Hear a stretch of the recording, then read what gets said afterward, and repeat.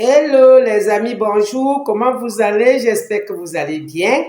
Je suis Madame Thérèse Foussi officielle. Je dis merci à tous ceux qui partagent mes vidéos. À toi qui me regarde, que chaque jour tu dis que qu'est-ce que maman a dit aujourd'hui? Elle est calme, elle ne dit plus rien. Non, j'ai beaucoup de choses à dire, mais je suis aussi occupée. Je suis quand même une femme d'affaires, même si les affaires sont dures. Et tout le mois de janvier, j'étais vraiment occupée dans mes affaires. Le mois de janvier encore, mais j'ai décidé aujourd'hui de faire cette sortie pour vous souhaiter encore une fois de plus bonne année les amis. Alors les amis, j'ai un message à vous transmettre à la jeunesse, aux mamans et aux papas. Ce message c'est pour vous. C'est toi qui me regardes. C'est un message qui veut dire à tous les enfants en général que l'enfant n'est jamais grand devant ses parents. L'enfant n'est jamais grand devant sa mère et son père. Vous restez enfant et il faut toujours écouter les conseils de vos parents. Je regarde souvent, je constate encore qu'il y a les enfants qui disent que c'est quand il sera milliardaire qu'il va donner quelque chose à ses parents. Non, je veux vous dire aujourd'hui que quand tu veux donner quelque chose à ton parent, n'attends pas qu'il a 80 ans parce que tu n'es pas sûr qu'elle doit ou il doit atteindre 80 ans. Donne à ton niveau au bon moment. Si ton parent a besoin de quelque chose, donne-lui au moment où il a besoin.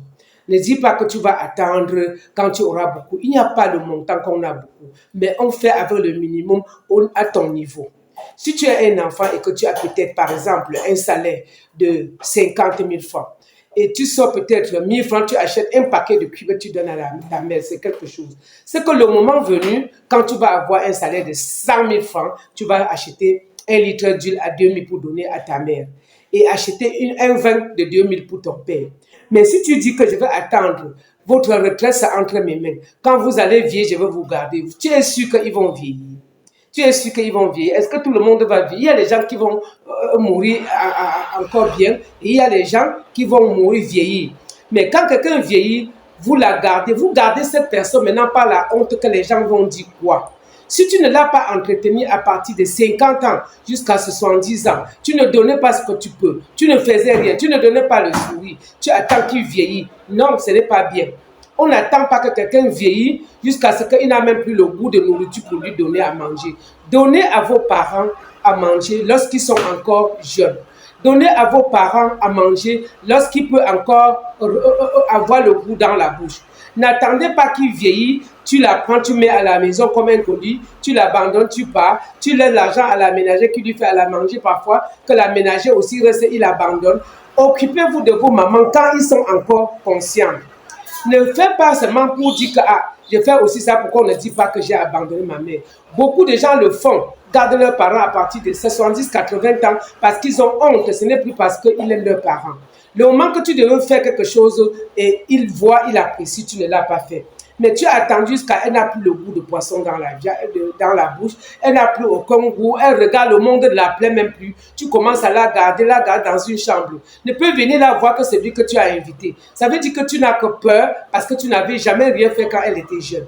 Et sachez aussi que si vous entretenez vos parents quand ils sont jeunes, quand ta mère a 50 ans, après arrêter les accouchements, si tu l'entretiens, elle peut vivre longtemps sans te donner le stress.